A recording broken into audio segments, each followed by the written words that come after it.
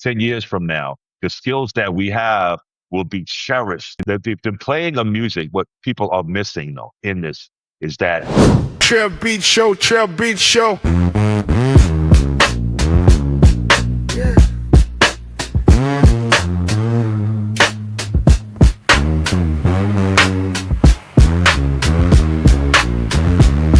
TrevBeats Show, TrevBeats Show.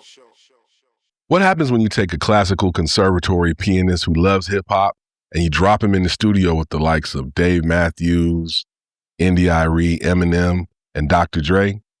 You don't just get a beat, you get classics like Busta Rhymes' Get You Some, India.Arie's Brown Skin, Eminem's Relapse and Revival albums, and so many more. My guest today is the definition of range. He's one of the secret weapons of Dave Matthews, also a composer scoring heavy documentaries like The Alabama Solution, and the innovator breaking barriers with K-pop's Big Ocean. He's the bridge between symphony and the culture. Today on the TrevBeats Show, Grammy-nominated visionary, the one and only Mark Batson. Mark, what's up, man? what's going on, Trev, man. Good to be here, man. Good to see you. Man, thanks for coming, man. I really appreciate it, bro. Like it's you know, it's tough these days with these schedules and stuff, man. So, man, I want to get everybody familiar with, first of all, the way I came to know you, and we have a mutual friend named Steve Lindsay, and years ago he was like, "Man, have you met Matt Batson yet? Have you met Batson yet, the professor?" And I was like, "No, I haven't met him."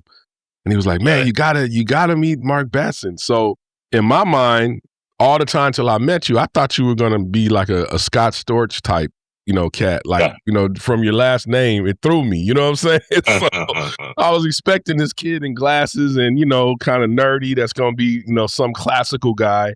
And then here comes Mark, the brother's brother from Brooklyn, man. And it was like, I was like, yo. And ever since then, man, you know, we've been such close friends. We made so many records together. So it's a blessing to have you here, man. So thank you, man. You know, yeah, absolutely. So let's get a little bit of background, man. So it's like, you know, you started off in New York. You know, tell me about your background leading up to, you know, say when you came to LA or whenever you started making your first records that started coming out. Yeah, you know, from Brooklyn, New York. I was born in Bushwick Projects, raised in Bushwick Projects. My father was a classical opera singer. But, you know, there wasn't a lot of opera singers, black opera singers generating, you know, big income doing their craft in the 70s. Right. My mom's played a bit of classical guitar as well. And so myself and all of my siblings, my brothers and sisters, we had piano lessons. I started at the age of 4 in the project. So we would go, our piano teacher was in Bed-Stuy. We all went to, you know, do these piano lessons together, starting in classical music.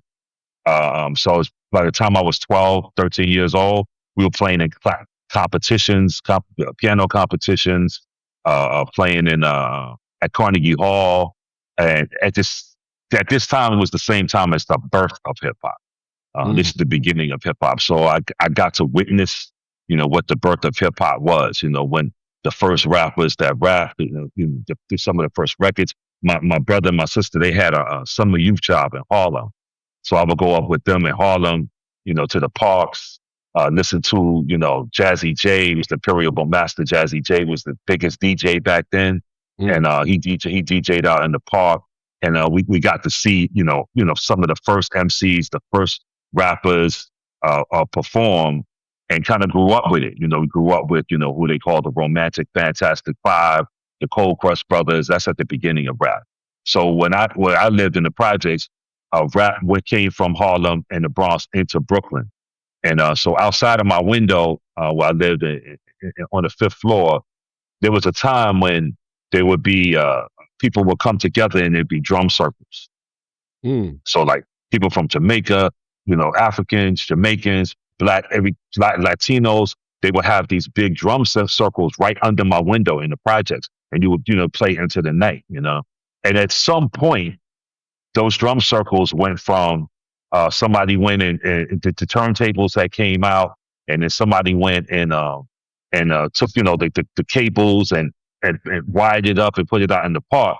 And this will go back to the blackout. I'm just giving you a little history. The blackout was a big part of the birth of hip hop. You know what I mean? Or the development of hip hop, because like there was a big looting that took place during that time, and the electronic stores all got raided. So a lot of people got the equipment coming out of the New York City blackout. Wow. So, they set the equipment up outside, and the way it went down was DJs at that point, they would play just the break beats on records. So it was the whole thing about playing the song up to the break beat, and then have the two turntables and just mixing the break beat back and forth. So for me, what I saw was a simulation of the drum circle. To me, hip hop was an electronic version of the drum circle. It went from those drums to electronic drums that were being mixed back and forth. And so myself and my brother, we joined we had a rap group. We went outside, we rapped in the park, we went from areas to areas. So at that point, I'm doing like hip hop, I'm playing classical piano, I'm playing, gospel in church. So I'm getting blessed to learn a lot of different styles and understanding them as one thing. Because even in my building, all the hardcore dudes I lived in my area, a lot of them used to come up to my floor to listen to my brother and sisters and us practice classical piano. Oh. So, at that point, I would go outside, you got to go dump the garbage, and you go out and dump the garbage, and it's like a whole bunch of dudes in the hallway smoking blunts, drinking 40s, and they'd be like, yo, like, bravo, you know what I'm saying? Like, so at that point, I'm seeing music is not like black people like R&B and hip hop, and white people like classical and folk. I'm seeing like, like the gang dudes from my neighborhood loving classical music on my floor and respecting it. You know what I mean? So at that point, I'm starting to see music as one universal language. From there, I got a scholarship to be the jazz pianist at Howard University. So I was a jazz pianist there. While I was in school, I got hired to be the pianist for Smithsonian Museum African American Culture Department. So there I had an 18-piece big band, and I played Duke Ellington at the Smithsonian. So that was about having the Duke Ellington charts, learning all the music in the charts, and transcribing them out into my 18-piece repertory ensemble. I got out of school, and my first gig was the working keyboards for Eric and Rakim, being the keyboard player for Eric and Rakim. Yeah. So I went from there to having my own rap group. We got signed to Polygram. That didn't work out well. And then I just started to tour a lot. I toured with Karen Weller from Soul to Soul. I played with Arrested Development when they did their MTV Unplugged. And that just kind of, at some point, I was inspired when I met Pharrell. Pharrell kind of changed my life.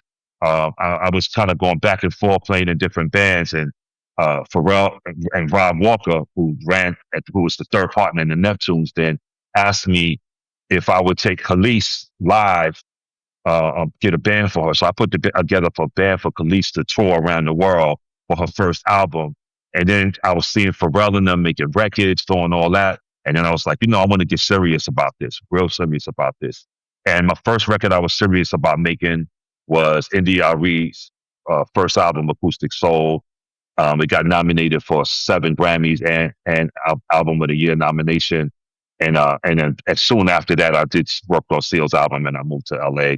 And then the rest is me, you, Dre, and Dave Matthews, and everything that comes after. Yo, that's wild, man. I know you all this time. I didn't know about that early, some of those early stories. So, and what I'm hearing is like, I mean, I'm sure you went to church and you played at church, but you had just as equal at a young age amount of classical influence. So you may be one of the first guests I've had that doesn't attribute their total influence, to just from coming out of church. I mean, you had early age, you got into classical music, and I can hear it, obviously you're an accomplished pianist.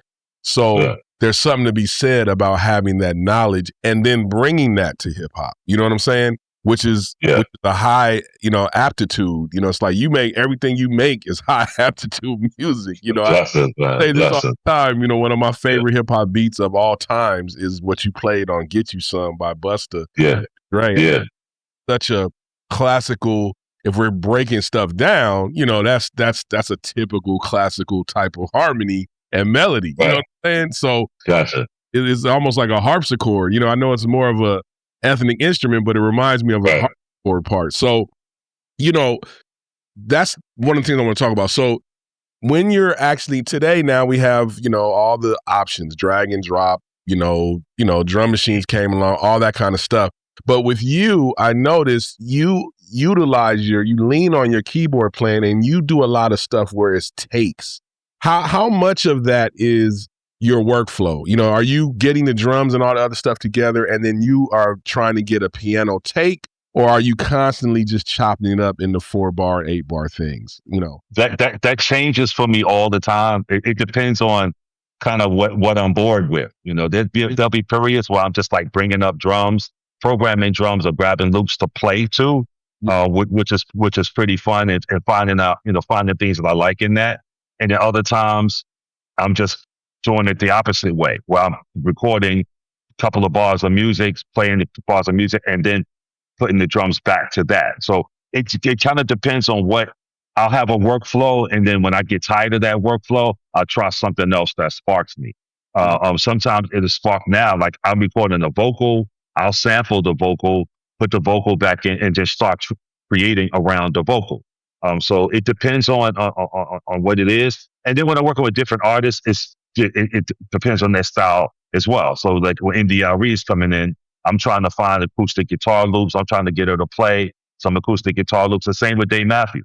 Sometimes I'm in the studio with him. I program drums. We just start playing music.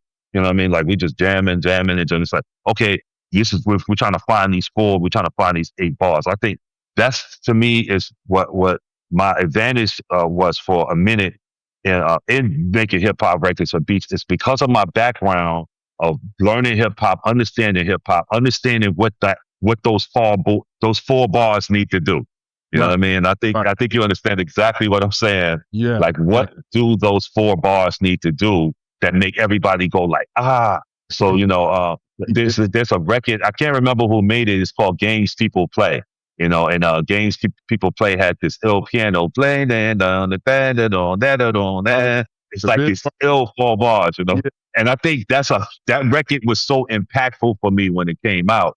You know, being in the clubs, being a kid, going to the skate park, you know, all that, you know, being in the park, those records were so impactful of what was being accomplished in that 4-bar groove, that to me, I'm always looking for that. And I feel like for me with Dre, Get You Some is the highest level of us coming together, where it's that beat, and then we hit those 4 bars that's just like, you know, that's what we're looking for. And I think that's something from a lifetime of experience of trying to find that beat that make everybody go like, you know, they face like that, you know? Yeah. The joint you're talking about, that's the joint they use for Nobody Beats the Biz, right? That's the piano sample joint. Yeah, it's the same. Exactly. That. So, I remember when the joint first came out, it was just like, oh my God, you know, when that came out, and when they came out with the loop from the song was called Freedom, and it had like a trumpet part. You remember that?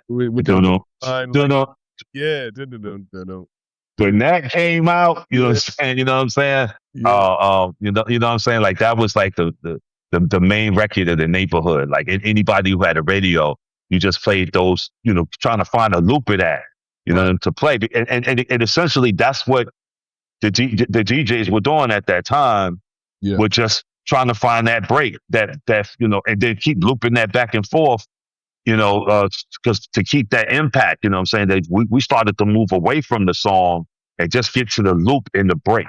Yeah. And that became, to me, the foundation of what became essentially the hip hop that we know today, you know? Yeah, man, that's amazing. And yeah, such a, you know, it's funny because you've done so many different genres, and, you know, you're now saying that kind of sometimes you use some of that methodology from hip hop, you know, when you're making other types of music. So that takes me to my next question, which is, you're also a very accomplished composer. Congratulations on the Critics' Choice Award for the amazing documentary, The Alabama Solution. Now, I watched that not knowing that you scored it, and what a gripping documentary. So when you're, you know, composing, how do you switch from your mindset of making a record and, trying to capture the emotion like you just said in those 4 bars to having to mirror the emotion that's on the screen? How do you flip that switch? Scoring is a totally different mindset from making records and beats, because you're trying to find your way to what is most suitable for the scene. So sometimes when you're making a record, you want to take over everybody's attention. Like that's the goal. Like how do you make everybody stop and say, "Yo, what is that?" Like what was that beat? Mm-hmm. The idea in scoring is how do you enhance the scene itself? So the performer becomes the actors and the scene becomes the main emphasis. So sometimes it requires to slam into it. You know what I mean? Like action sequences that would make like when I'm scoring power, it's like you slam into it. So everything's got to be big. But in the case of a film like Alabama Solution, now you got to figure out how to accentuate what's going on without getting in the way and without leading the viewer around. So the subject matter for Alabama Solution is like really heavy. You know what I'm saying? We're inside of this prison. We're seeing it from the perspectives of the people incarcerated. And we're saying like, oh, wow, like this is slavery. And if you don't conform to the slavery, you can be murdered. You can be killed. So now the instinctive of a musician is to just start creating these heavy, horrific sounds to accompany it. But then sometimes you can find it makes the film, it's already a heavy watch. So now it's going to be too heavy. So how do you find your way to what are the sounds that keep the viewer engaged that also complement the story itself? And that is instinctive. It's something you kind of pick up after a while of scoring. And how to ebb and flow with the character, and also how to find your voice. So in the case of Alabama Solution, when I first talked to the director, Andrew, which a genius too, God bless the film has been nominated for Oscar. So we're kind of finding that it's been getting a lot of attention. So we're working to help the people who are incarcerated, to work with them. But when he first came to me, was that we agreed that because of the subject matter, that the score, we weren't going to lean into this traditional, people are incarcerated, so it has to sound bluesy, weeping and wailing, kind of that sound. I said, because that will stereotype the film that we're making.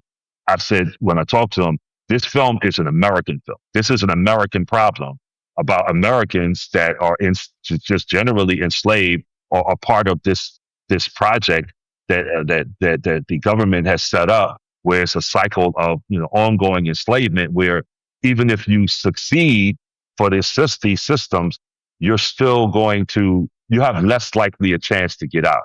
You have less likely a chance to be paroled. So now this is an American problem where Americans are facing these horrific crimes against them. And so my tone was to create an Americana landscape. So when the film opens, it feels more like Aaron Copland than it feels like B.B. King. You know what I mean? It feels more like an American tone to say these are human beings first. These are Americans. These are not, a different type of American. These are just, red, white, and blue Americans under these conditions. So overall, the answer to your question is scoring is about finding ways to accentuate, to interpret, to make the scene, to make the viewer connect with the scene as much as possible, without leading them around by the nose. You know what I mean? So it's now, again, with a film like Alabama Solution, it was a lot of times about being patient, staying out the way, finding sounds that were original sounds that complemented the characters. Sometimes the different characters would have different sounds. Sometimes when I leaned into what the response was to these problems, I leaned to a more comedic tone when sometimes we're talking with the Governor Ivey or we're talking with the state representative, because I felt that conversation was ridiculous. Right. But I didn't want to make it sound like too laughy. But it is a tone of it to say this is ridiculous. So it's finding those tones, those sounds that complement the characters, working closely with the director to make sure that their vision, that we're complementing the vision of the director as well. Yeah, I mean, it's amazing. I'm going to go back and watch it again now, with that in mind. But I think one of the biggest testaments to what you just said is the fact that I didn't off top know it was you or know somebody that did hip hop. I mean, we say this a lot when it's songwriting, which is serve the song. But when it gets to music, to movies, it's serve the scene. You know what I'm saying? Right. So Right. you have to flip, and it's not about what you want. It's about what is the scene telling you that it needs. You know what I'm saying? So Yes. that's amazing, and congratulations on the Oscar nomination. It's just a brilliant film, man. And it doesn't surprise me that you're a part of it because it's amazing. Now, I read you're working on this is unique. So I read you're working on a multimedia cosmic divinity project. Yes, indeed. From the Roots. So yes, I am. That sounds incredible, sonically. Like, what does cosmic divinity sound like, coming from y'all two giants? Well, we just formed a new company. So I just started a new company. It's an immersive company called Spectacular Arts. And what we're creating is musical presentations and visual presentations that service domes and immersive outlets and planetariums. So we have two projects slated on deck. The first one we just rolled into, and we're doing a pre-production for right now. But the second project is a couple years ago, me and Black Thought started to work on an album, and we were, the question we were asking is, when you look, to Western society or sometimes Hollywood, Western culture, it does associate most things that are dark to be evil. And it's an association that darkness and evil are the same thing, which we do know is to be absolutely ridiculous. Right. We're born in darkness, and then the universe itself is darkness. So we had conversations, with physicists during that time. And we talked about dark matter and dark energy being 95% of the universe is dark energy and dark matter.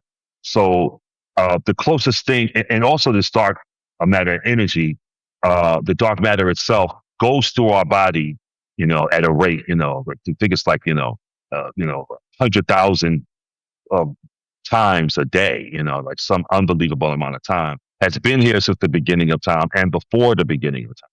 So if you talk to a theologist, the closest thing that they would know to be a description of God biblically would be something closer to dark energy and dark matter, which is more vast in the universe than any other thing. So it was like, how do we convey these ideas? Also, to break the cycle or the idea that, if that darkness is evil, that darkness is bad. You see it in the films all the time, but it also would say, metaphorically, if people thought darkness was evil and darkness was bad, what does that mean to people who have darker skin?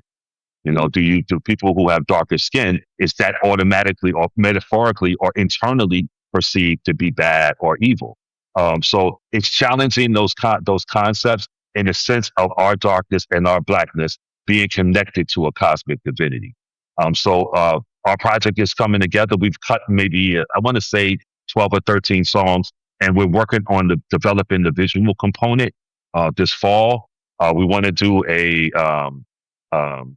deal or a collaboration with IMAX theaters so that we can set it up in IMAX theaters and also perform in them. And that's what the project is. Crazy, man. Yeah, and that's so forward thinking. I mean, I wouldn't expect anything less, but that is an amazing concept because you do, generally we do associate everything positive with light and everything negative with dark. And there's, that's a lot is something that's been, framed and forced on people as far as, concepts, and it's not necessarily the case. So let's switch to another medium, which is Broadway. And, you and I both have, a mutual friend that we both worked with in Alicia Keys. Yes. And yes, indeed. It's like you worked on so much of that music that became Hell's Kitchen, which just won a Grammy. So again, congratulations on that. Thank you, sir. Yeah. So what's it like seeing your records that were records being deconstructed and, rearranged with the pit orchestra and crazy. Played for a theater audience, man? I haven't checked it out yet. I got to check it out. But what does that make you feel like? It was mind blowing, Trev. Again, I'm from New York. I grew up with my mom, my parents taking me to Broadway. Stephanie Mills went to my church. You know what I mean? So she was the first superstar of The Wiz. She did the first on Broadway. So the whole family, we would go and everybody pack up together and go see, this girl that we knew from church, sing on Broadway. So like, so I've been going to Broadway shows. I had a lot of friends who were in The Lion King. So I went to see The Lion King quite a few times, and just kind of back and forth, being in New York and going to Broadway shows. So right. This was the first time I sat down in a Broadway theater and heard, a piano riff or something that, that you know what I'm saying? Like, just because the piano riff that it is, that piano riff that we put together for the first song, that is the opening theme song of the show. Oh wow! It revisits throughout the play, so it doesn't just play once. It is pretty much the theme sound of Hell's Kitchen. Is this piano riff? You know what I mean? So to hear it kind of going in and out of the play, and then we wrote another song, myself, her, and Swizz, and Harold Lilly, called "Pawn It All," and it's a huge showpiece moment in the play. So I went down, my mom, I took her, my mom's 80, she was 89 at the time, 88. She's going to be 90 years old this year. But I took her and my sister, and we went down and we saw Hell's Kitchen. And it was like we were back in the days going to Broadway shows again, but this time we were a part of it. The family name was on it. So it was unbelievable, Trev. I can't even put it in words. It's kind of surreal. It was a full circle moment for me. Yeah, man. In New York, that's amazing, bro. Yeah, I was very thankful. But how does it feel for you when you hear New Day on? I remember when it was on CNN every day, and like when every day, that was crazy when it was leading up to that new show, and it was like, bro, this is wild. I mean, it's a blessing, man. It takes you back to the time. You know what I'm saying? You remember that whole time when you were around that. And, around that time too, I had a brief stint MDing for her. So it took me back to when we did the All-Star game and, some television stuff. And it was a great time. I got to get out there to New York and check out the play too, man. But I think it's coming here in another month. Oh, beautiful. So. Okay, yeah, I think it's here. I think it's coming here in another month. I got to reach out to our sister Ann. So, but yeah, man, like that's amazing. So, I'm big on technology. We have these conversations a lot. I want to talk about this whole other concept that I discovered when I was doing some research, which is the Big Ocean project, right? So, you worked with the first hearing-impaired K-pop group. Is that correct? Is it definitely? Yep, that is it. Wow. The company they wrote me. I have a friend named Brian Chung, who's like a military hero, and he does a lot of the when they do military reenactments for film. He's the advisor for a lot of projects when they need to see how the military operates. So he's a good friend of mine, and he's Korean, and he put me on the phone with them, and they said, look, we have this group and we have this technology, and we want to change the world. You know what I mean? Like this is a world changing moment. We want to see if we can make this hearing impaired group, a pop group, pop K-pop sensation. And it sounded like, whoa, like how you're going to do that? And it's like, well, we can, we're going to use some AI to help to translate the voice, and we're going to use every bit of technology that we can. And then they wanted for the dance numbers, they use body sensors and light. And they wanted me to just be involved in this historical moment of, can we make this happen? And so they sent me videos and things that we're working on that were outstanding. So I was just inspired. Sometimes when my theme, when I'm going to work, it's not just to, it's important, of course, to make a living. It's important us to just be making great music, but also I'd like to just be important. Like, what are the important things that I could work on that'll be impactful for future generations? And I saw this as a moment to be impactful. So I joined their tech team. They showed me, everything they would do to work on it. We worked on the song. I worked on the lyrics so that the lyrics could fit. I had to work under certain guidelines to be able to make it work and then make it work phonetically. And we put together this project, and it wound up being a top 10 K-pop project And it's just a very historical moment in the future of diversity and inclusion, which are scary words to people now because of government. But it's the idea that people can be included, that people who are hearing impaired can get out there and sing, dance, perform, and blow people's minds, which is what the group does. They're just outstanding to see live. I recommend anybody to go online and check out their videos and to see what technology is capable of when used in a beautiful and humanistic way.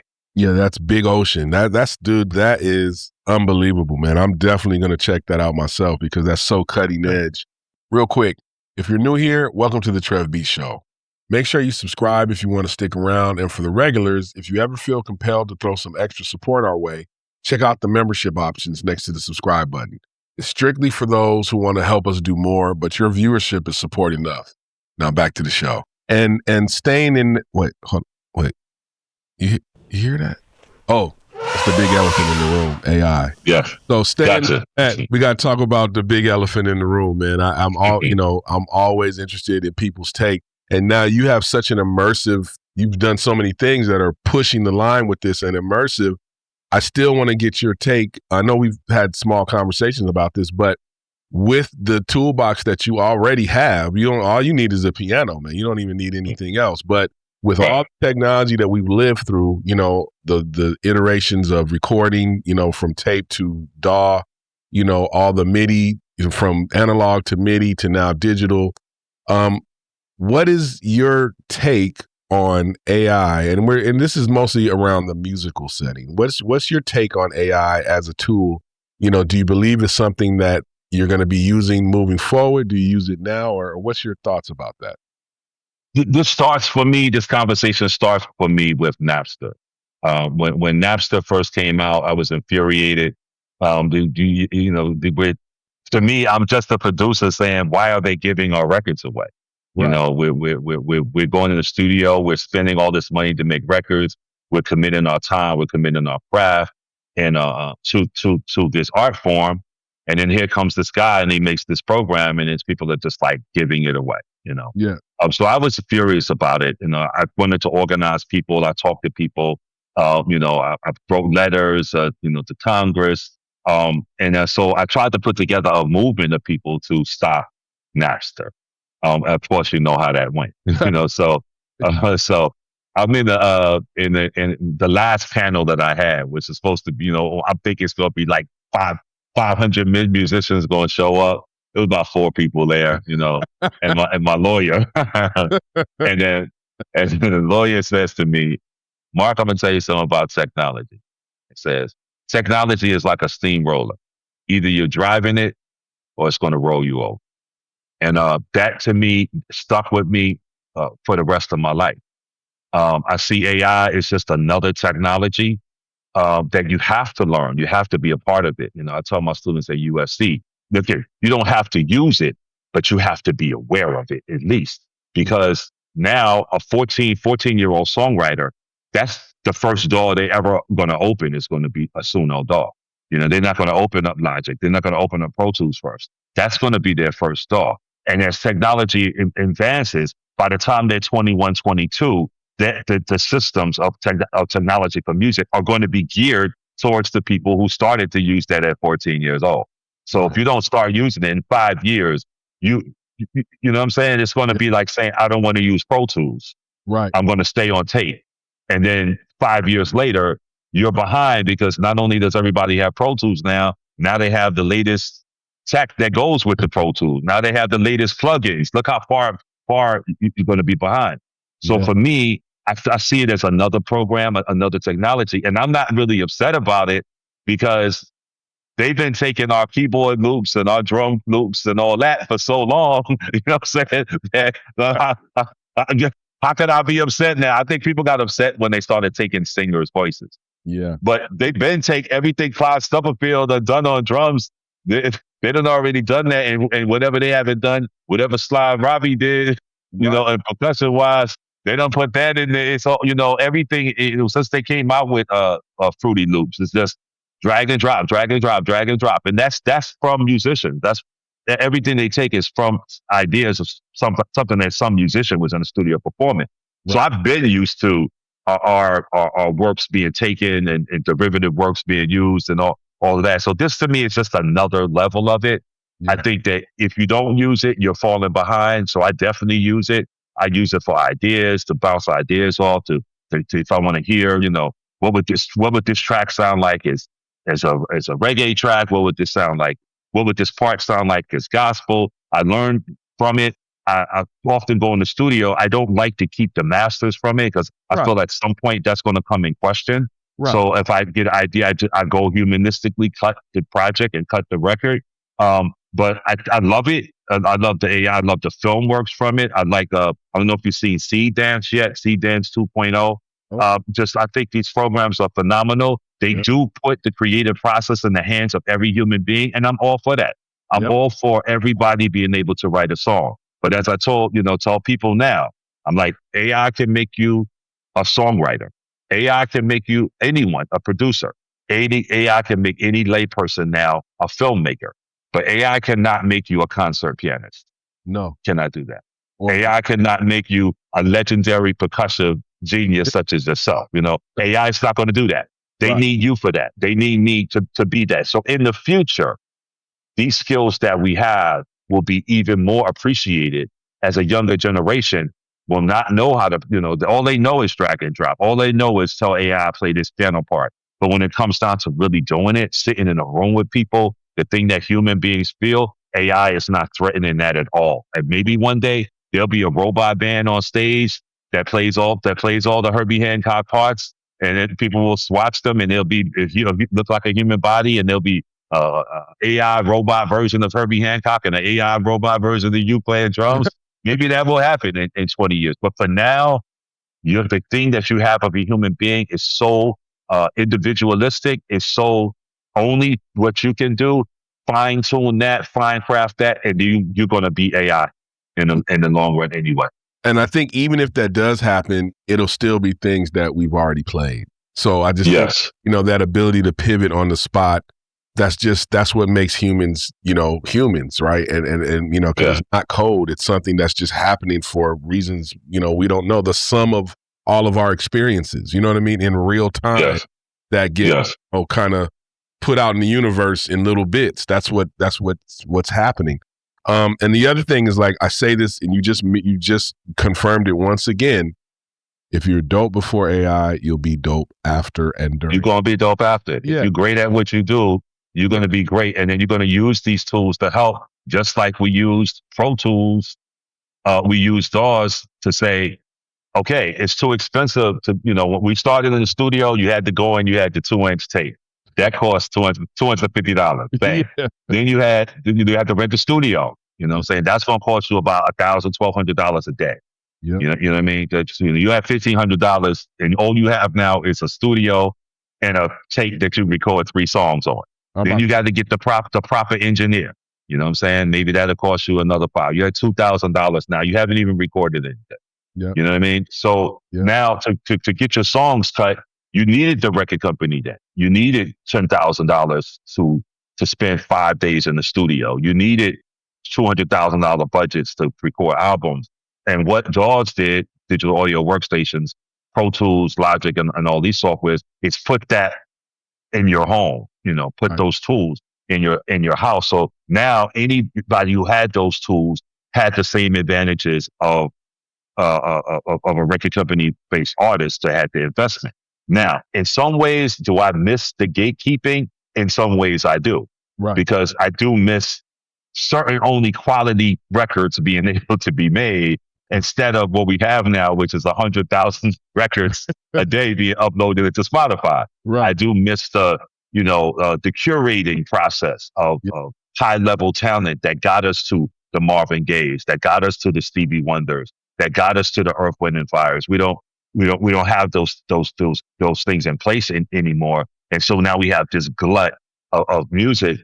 But I do appreciate that every individual has the capability now to develop and create their ideas, to present their ideas. And AI is just taking that to another level.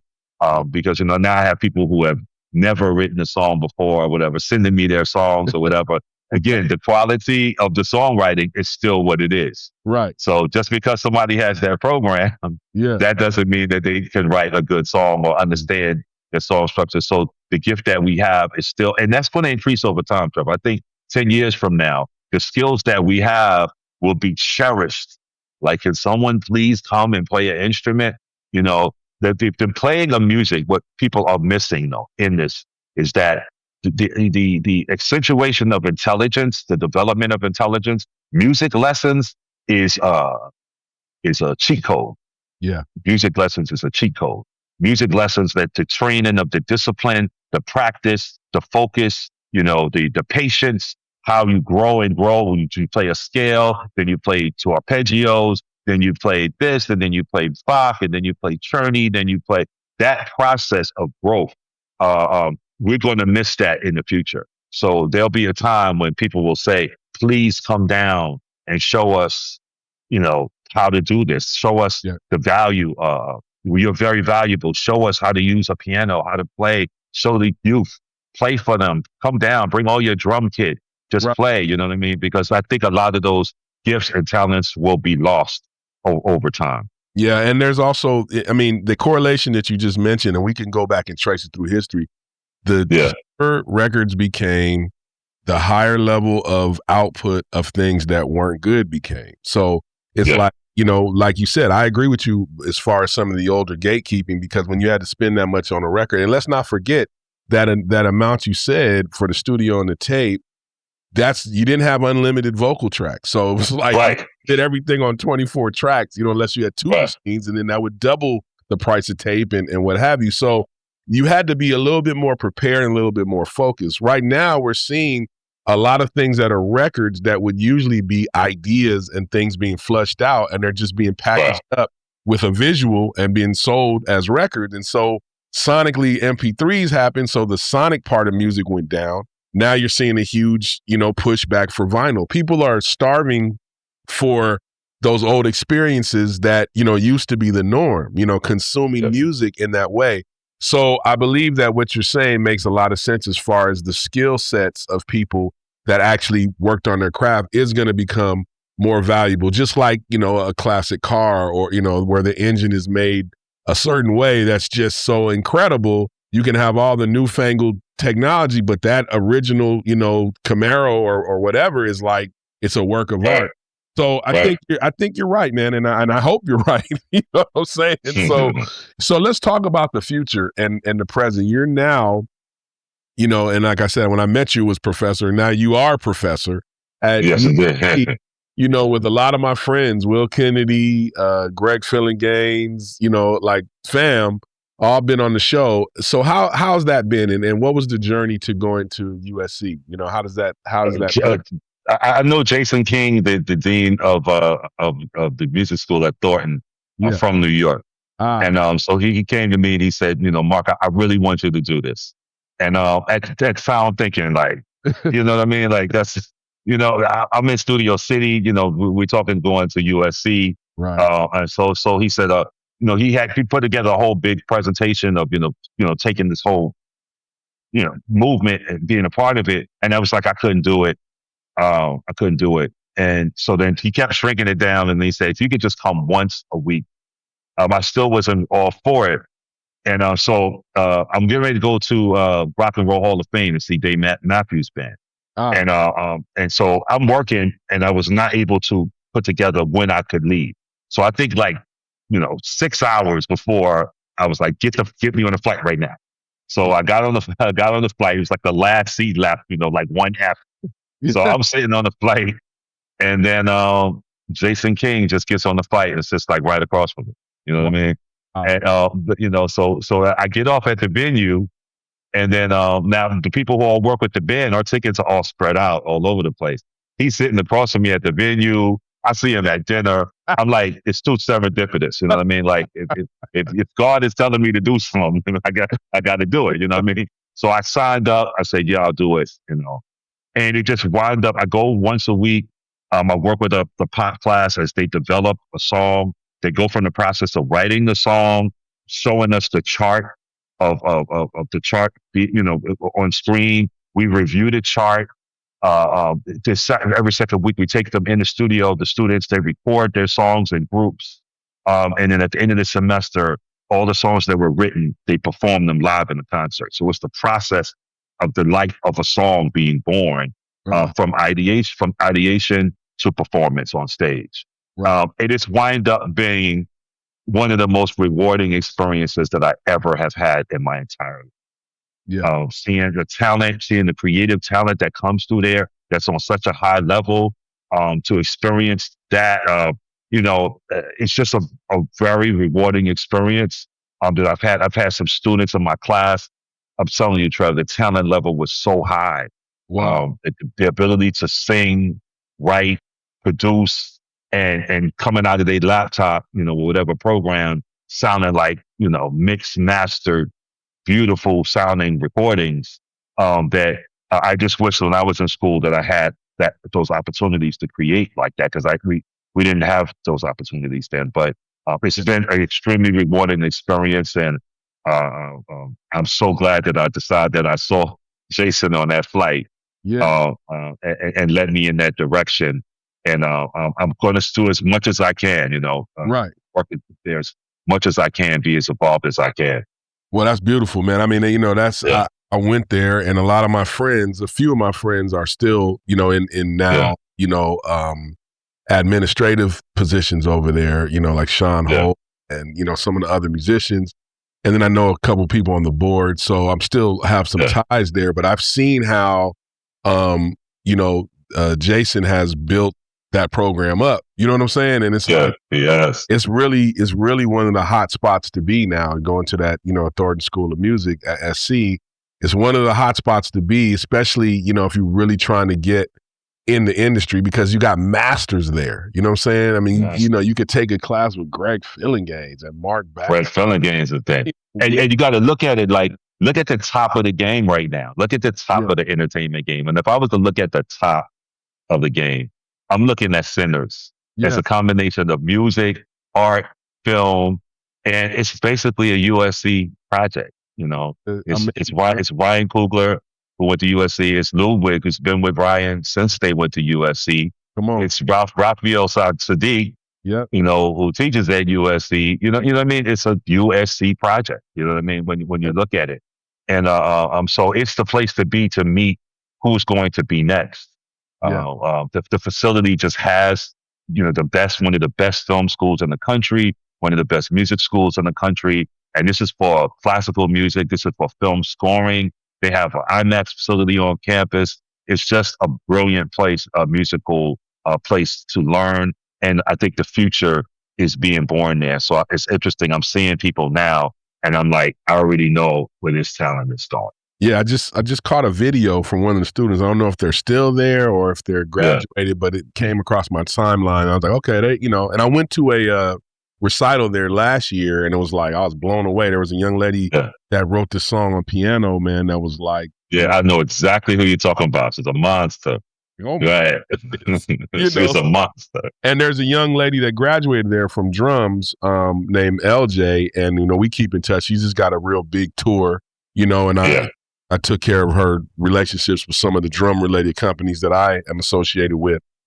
So it's just great to see in LA once again having a resurgence like that of a real important and, realistically tied in facility that's realistic, that's current. You know what I'm saying? An institution that's happening in LA.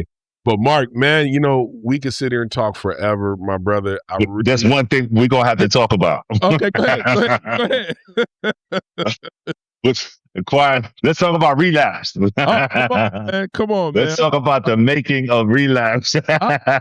So if you don't know, Mark and I were basically sequestered, with Dre and the team in a freezing Detroit, back 2009-ish, and we did a album called Relapse with Mr. Marshall Mathers, and that was just one of the funnest times, man. We were just making so many records. One that stands out in particular because for me, as everybody knows, I'm not a keyboard player, so I only have a few records that really have made any statements that I play keyboards on. And one is called Get Your Walk On by Exhibit. And the other one is called Bagpipes from Baghdad. Bagpipes from Baghdad. So Mark was sitting there, and so I had a rolling keyboard at the time, and it had this bagpipe sound. And I just thought it would be interesting to play a Middle Eastern melody with a bagpipe sound. And so that became the theme of the record. But then on the intro, I was like, Mark, I need you gotta bless me on this intro. So, because I'm not no keyboard player. So Mark came and killed the intro, and then we just made this record, and it kind of transcended to M because he named it that. You know what I mean? It's like Bagpipes from Baghdad. You know what I'm saying? It was I was like, wow, it really conveyed the energy. You know what I'm saying? And man, that whole album, I mean, Crack a Bottle, We Made You, Same Song and Dance. I mean, so many records, man. That was a blessing. But we do have the one story in Florida, in Orlando, when Mark came in the room and he said, yo, I gotta play you guys some. You know what I'm saying? No, we went to his room. We in the room, we got beats in there, we making tracks.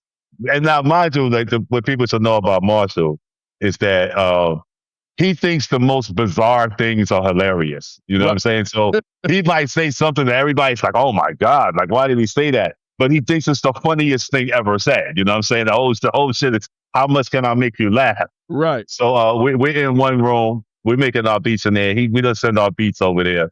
And then he says, come over to the room. I want y'all to check something out.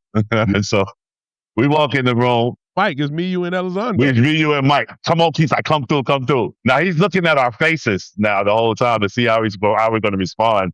Then he puts on the record. I was born with a dick in my brain, fucked in the head. My stepfather said that so we all looking at each other like, oh my God, So the record goes off. I tell him, I said, yo, where's the Ouija board, man? Like, what's going on in here, man? That was the song Insane. And I mean, it was so, and I think he said he wrote it because he wanted one stepfather to think the other something like that. It was like he did it to piss off somebody, somebody else. Oh man, it was so unfortunate. Now, and mind you, I will never forget how he's looking in our faces because he wants to see how much we're going to respond to the most outrageous hip hop record we've ever heard in our lives. Man. And so I just thought that it's crazy to work with him. We've made so many records with him, and that one was a tricky one for me because when we first made Relapse, a reporter had came and pulled me to the side and was like, "What? You got the new album?" And I was like, to me, the album was like this one of the most incredible pieces of artwork that I ever had made. But I knew it was challenging because of the lyrics. It's like, what does that mean? And I said, the best thing I could say is just the telltale heart of hip hop. It's Edgar Allan Poe. You know what I'm saying? At his finest. You know what I'm saying? It's the Raven. It's Edgar Allan Poe on wax. You know what I mean? Like it's that. So when the record dropped, some of the fans were like, "We don't like the voices. We don't like the voice." He had made some voice sounds. And so in my life, I've had certain moments. I always tell people to this is why you got to move forward. I've had moments where I made certain records that I just went back home and just had to damn near put the covers over my head. You know what I'm saying? Like, because I knew the record was hot. Right. But then it came out and it just did. And I felt like it made me feel terrible. Like, what did I do? How did I guide this person in it? And then I felt even worse about the accents. Because at the time I was smoking so much weed in the studio, and I was going to have a Jamaican cat. Right. So he would come to work, and he would see us at work, and he would go, a little bit of the ganja.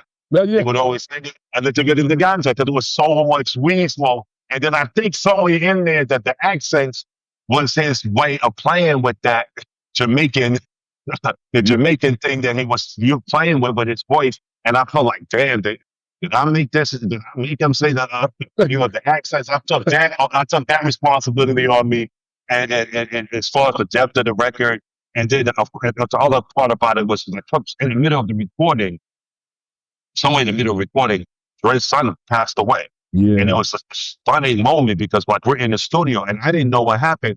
And I'm just like, where's Dre at? And everybody was quiet, Yeah. And then we had found out that he had passed away. So at some point, there was a moment where we had to kind of hold on to everything and keep it flowing until keep the vibe going until Dre was able to physically and emotionally make it back.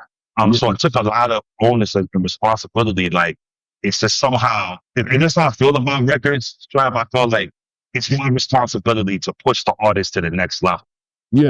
So sometimes that happens. Like when we worked on Alicia Keys with As I Am, I just felt like that record, so As I Am, she was already big, but then that record took over the top, you know. And worked on India.Arie's first album. She stuck for a long time. She had only had two songs cut. Boom, she went to another level. Anthony Hamilton, same thing. But there's been certain records in my life that I felt like, you know, I want to take that artist to the next level. And then Relapse, I felt like they didn't take him past where he had already been. You know what I'm saying? And to me, I take those moments heavy because I really want to push the artist.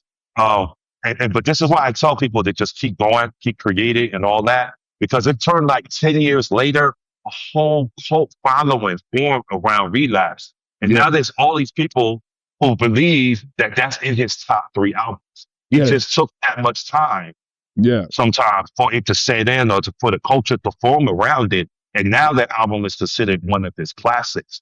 So I was glad I was able to just stick it hanging in there and just, you know, keep moving forward with it, still feel comfortable working with him, because sometimes when you make something, you don't even know that you made that shit. You know what I'm saying? So you don't know that you made that. And I tell a lot of artists, and writers, you may already have written the biggest song in your life, and you don't know. So the most important thing is, if you're going to be a songwriter, just go and write. Go to the studio. If you're going to be a song creator, create every single day.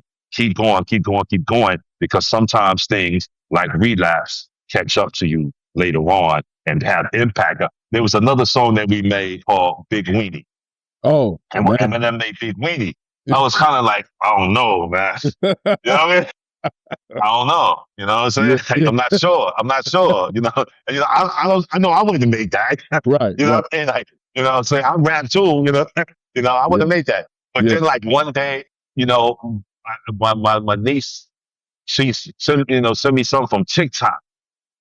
And they sped Big Weenie up on TikTok. And it's like the number 1 single on TikTok.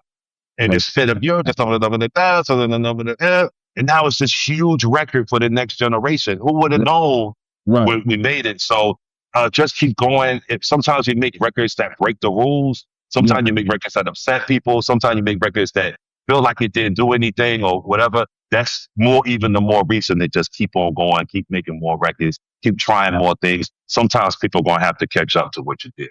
Yeah, man, that's real. And nothing is, I just got hit the other day for a very new artist that's taking a beat and, wrote it like 7 years ago. You know what I mean? There's, records that came out that I wrote 15 years earlier, but you don't know because it's not out. And it can be made new, right? And especially now, with AI, this was not with AI, but with AI, you can realize ideas. And that's one of the greatest use cases, for it. You know what I'm saying? It's just like to realize older ideas and give them new energy. Man, listen, Mark, I'll never forget this. My daughter's now 17. Last month, she turned 17. And when she was born, it's literally like the sequence in my life. We were working in Hawaii. Detroit, and I flew home for the birth of my daughter. And after, she was born, I go back to my phone and I see a text message from the crew, you and Dre and Dewan and everybody that was working, like, yo, Trev, we got one on 50 called I Get It In. So I was like, yeah, that's crazy. And kid you not, Mark, I kid you not, from the drive from the hospital, I went to go get some more clothes for myself and my wife. The drive from the hospital, I heard Crack a Bottle followed by followed by I Get It In on the radio. And that shit. And man, that is just symbolized a period in life. One of these periods where you're like, yo, it's like your dreams are coming through, coming true. Like you're like it's like divine timing, sometimes people say, and you never forget those moments. You know what I'm saying? It's like, get it right. You might do a million things that become bigger after the time, but you never forget those moments. And my brother, we've shared a lot of those moments. So, and you, yes, indeed, Trev. You've included me on a lot of moments. So, like Yes, indeed, Anthony Hamilton and Alicia and all these things. So for that, I also thank you.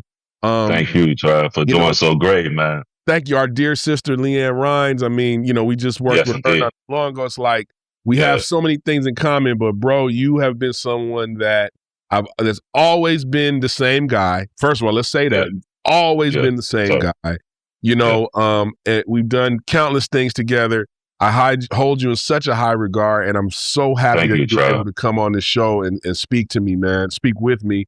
And I want to, here's for us doing a whole bunch of more stuff. We never know what that's going to look like. And I'm all for it, brother. So thank you so much for having me, Trev. This was great, man. I love what you're doing. I appreciate all that you do, man. And every environment that you ever been in, you always shine in those environments. So that's why I'm always like, when they talk about percussion, drum, everything, you always the first call on my list, because every time you walk onto an environment, you always elevate it to another level. And that's what we want from our creative partners, you know what I'm saying? Yeah. To go in, not only do good, but to do great, but to elevate the whole thing. You know what I mean? Yeah. So I appreciate your ability to do that as well. I appreciate that, man. I just got to it just reminded me though, a quick story when we did something for TV a few years ago, and the guy from the show was there, and he was giving me all those verbal cues on what to play. He was pop, pop, the pit, pop, pop, tempo, pop, pop. It was what I told that story on another interview, man, and I just it reminded me of how sometimes when you're in that film and TV vibe, you have to synthesize what these people want. You know what I'm saying? Right. That was the most direction I've ever had in any section of my life. Mind you, the song didn't even wind up in the movie after all of that. You know what I'm saying? Dude, so that was it was like it was too much going on. It was like, it's too much going on. But man, once again, ladies and gentlemen, Mark Batson, my brother, I appreciate you, man. And we'll have to do this again in the future, man, for sure. Definitely, man. As things unfold with this new company, I'll reach out to you so I can come back on and talk about it and see what we've done with this new technology to inspire people. Looking forward to it, man. Thank you very much. Yes, sir. Appreciate Thanks, Trev. Don't forget to subscribe to the channel. We really appreciate that. It helps us with the content moving forward. Also, we have our membership program, Backstage, various tiers, and you can also join that now. Also, our store is connected to the site now, so if you like any merch, anything from the TrevBeats store, check that out, and that helps the channel move forward as well. And until then, we out. Peace. It's the TrevBeats Show, and we out. We out. We out. We out. We out. We out. It's the TrevBeats Show, and we out.